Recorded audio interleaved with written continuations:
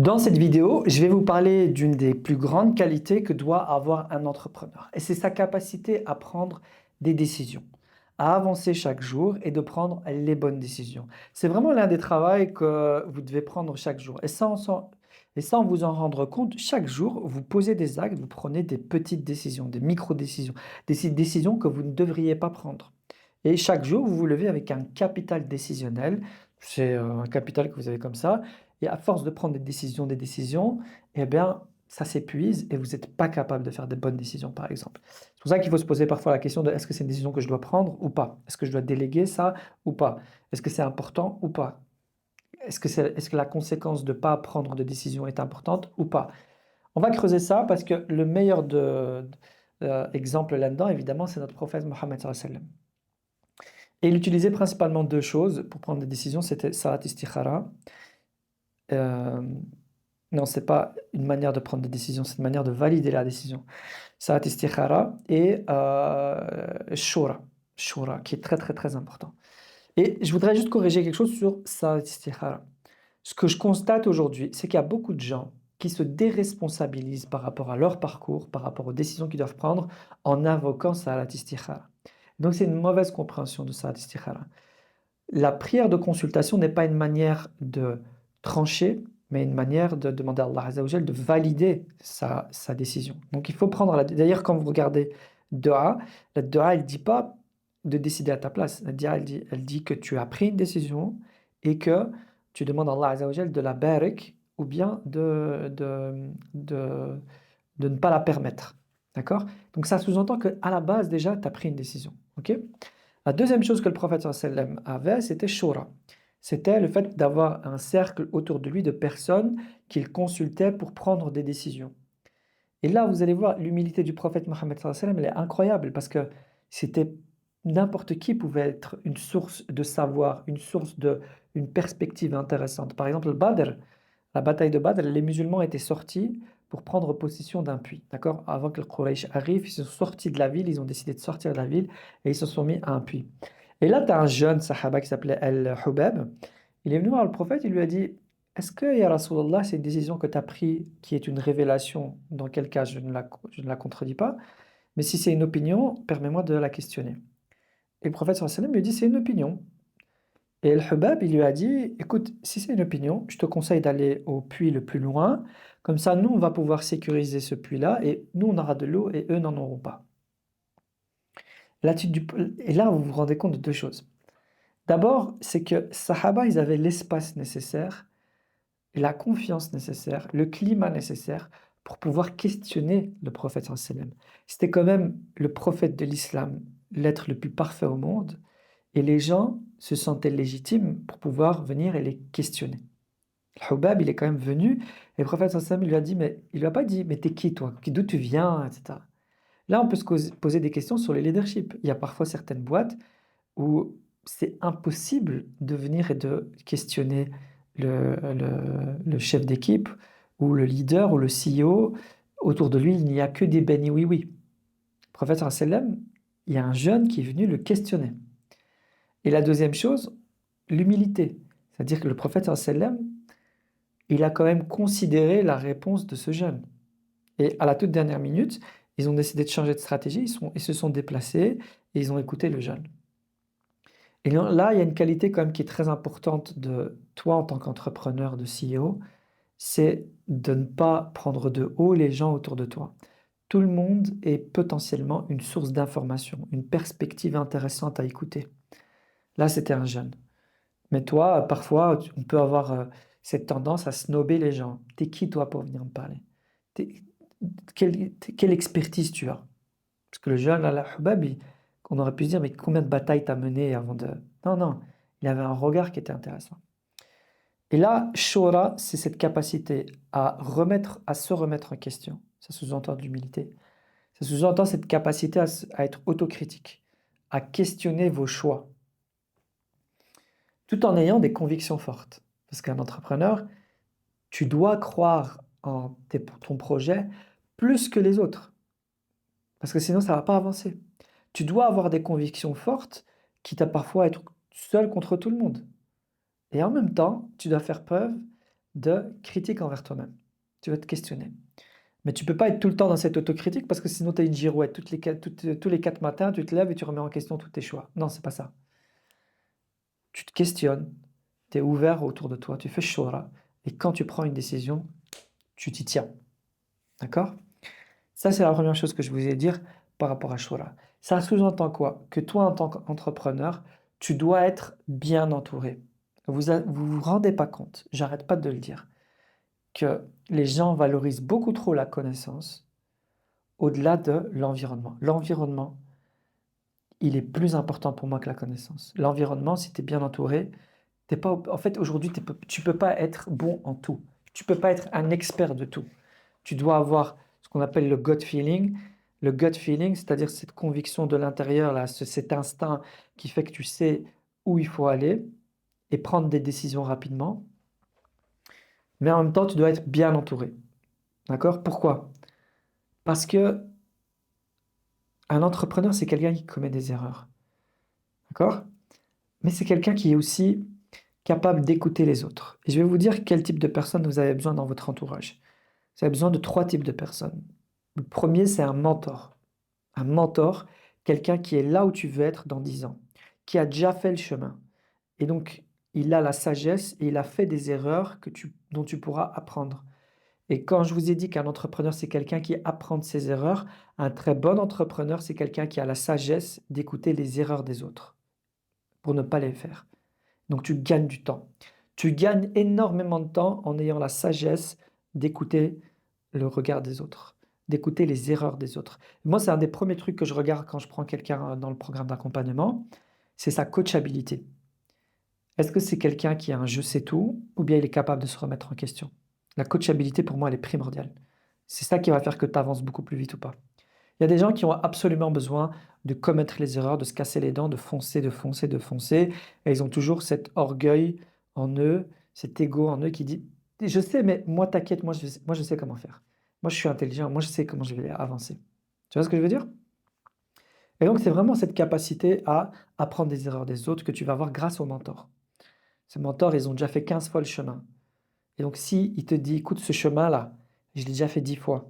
Je sais où ça mène. Ça mène dans un cul-de-sac». Et que toi, tu continues à dire: «Non, mais t'inquiète, moi, je sais comment je vais faire». À un moment donné, pose-toi des questions. Donc le mentor. Le deuxième type de personne que tu dois avoir autour de toi, c'est des experts. Des experts qui vont, être des pointures dans leur domaine. Tu peux pas être bon en tout.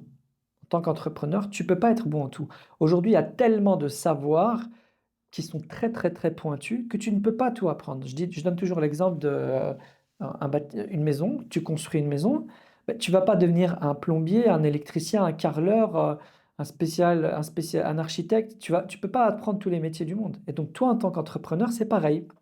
Tu dois avoir une bonne connaissance en tout, les bases, et tu vas avoir une zone d'expertise, une zone de génie. Et pour le reste, tu vas t'entourer des bonnes personnes. Et donc, un entrepreneur, tu dois avoir ces expertises autour de toi. Un spécialiste des finances, un spécialiste de la stratégie, un spécialiste du marketing, de la vente, etc. Spécialiste des opérations. Et c'est eux qui vont te faire gagner du temps. Parce que sinon, tu vas avoir toujours tendance à vouloir tout comprendre, alors que tout ce temps-là, c'est du temps qui est stratégique. Alors que si tu avais juste une bonne personne, tu lui poses une question, il va te répondre exactement la réponse que tu as besoin d'entendre à ce moment-là, sans te submerger d'informations. Et le troisième type de personne, c'est des compagnons de route. Tu as besoin d'avoir des gens qui sont dans la même démarche que toi, qui sont dans la même dynamique que toi, qui ont les mêmes objectifs que toi et qui sont dans le même cheminement. Pourquoi? Parce qu'ils vont t'aider à continuer, à persévérer, à être résilient. Ils vont te relever lorsque tu auras envie d'abandonner. Ils vont te dire tes 4 vérités lorsque tu vas t'éloigner un petit peu, lorsque tu vas te disperser. Tout cet environnement-là, quand je te parle d'entourage, c'est ça. Et c'est mécanique. Si tu es dans un environnement où tu as réuni ça, mécaniquement, tu vas t'améliorer. Tu vas élever ton jeu. Tu vas avancer plus vite. C'est comme une rivière qui t'entraîne. On a vu ça, nous, dans le cours dans le programme, le collectif Talaka Pro, on a un cours sur les lois du changement. Et j'explique exactement cette mécanique-là. Que quand tu es entouré par des bonnes personnes, mécaniquement, ça te tire vers le haut. D'accord? Et l'inverse est vrai aussi. quand tu es entouré de glandus, des personnes qui n'avancent pas, qui ont une baisse de régime, mécaniquement, ça te tire vers le bas. Et c'est pour ça que, par exemple, nous, dans le collectif Tariqa Pro, c'est ça qui a le plus d'impact sur les gens, cet environnement-là. Vous vous rendez pas compte à quel point la solitude tue l'entrepreneur. Et ça tue ta capacité à prendre des bonnes décisions. Et tu te rends bien compte que si tu as un mentor, tu as des experts techniques, tu as des gens qui sont en train de jouer au même jeu que toi au moment même, bah, ta capacité à prendre des bonnes décisions, elle explose.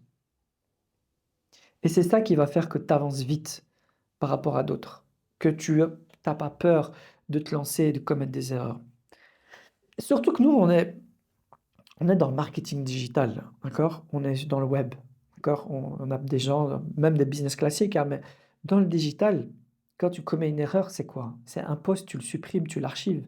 Une vidéo, tu la recommences, d'accord? On n'est plus dans des business comme l'immobilier, tu fais une erreur, bah, ça coûte très vite cher.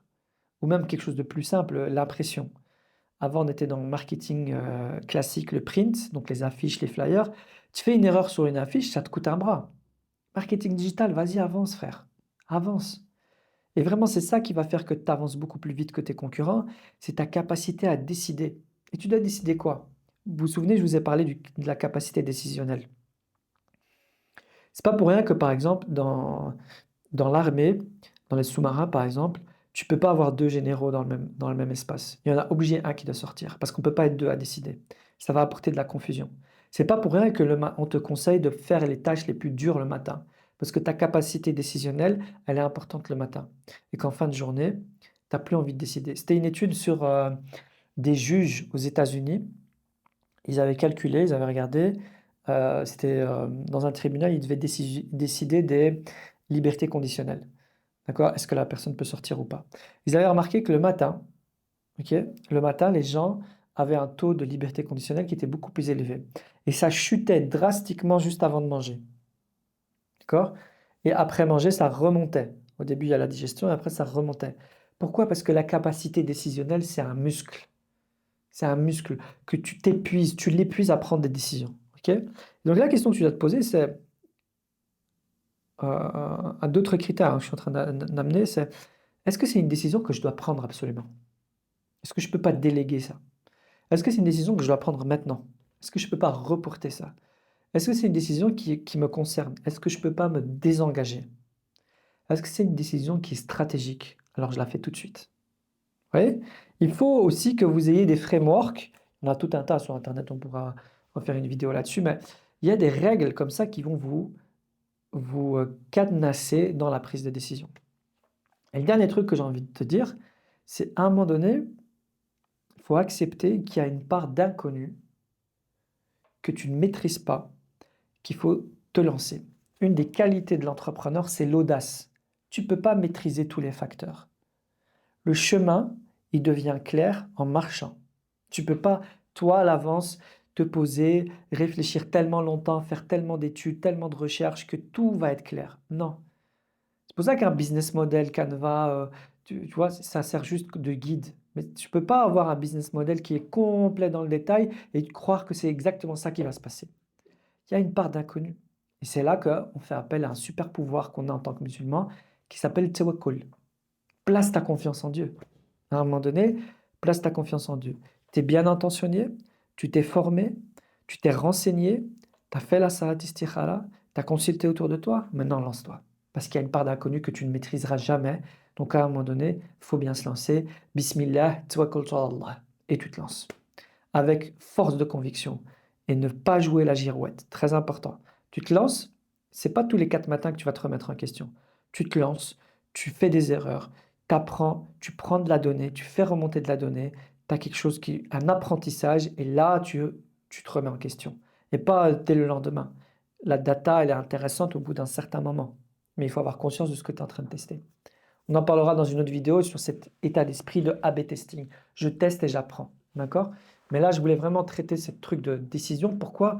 Parce que si tu n'as pas conscience de ça, tu vas toujours trouver une bonne excuse pour ne pas décider. Tu vois? T'as...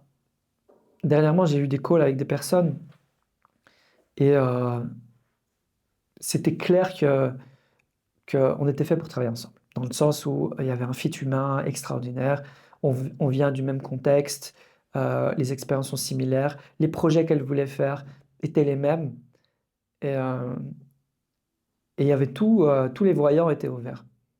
Mais il y avait une peur de se lancer qui était là. Et souvent quand quelqu'un n'arrive pas à décider, c'est quoi? Manque de clarté, d'accord? Ou peur de se lancer. J'ai pas confiance. C'est là, tu te dis, en fait, on a fait shura, d'accord? Tu as fait salat istikhara et tu te décides pas. Là, la dernière chose qui te manque, c'est l'audace. C'est lance-toi. Tu peux pas maîtriser tous les facteurs, d'accord? Et c'est pareil dans beaucoup, beaucoup de décisions. Est-ce que je me lance en tant qu'indépendant? Est-ce que je quitte mon travail? Est-ce que, est-ce que je pars à l'étranger? Toutes ces choses-là, il faut que tu aies une méthode.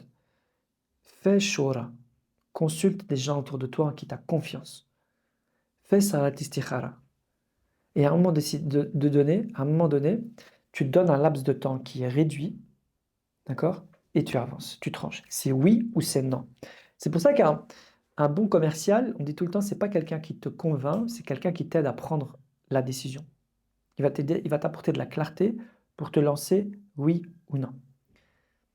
Voilà, c'est tout ce que j'avais à dire sur ce sujet-là aujourd'hui. On aura sûrement l'occasion de continuer à creuser ça.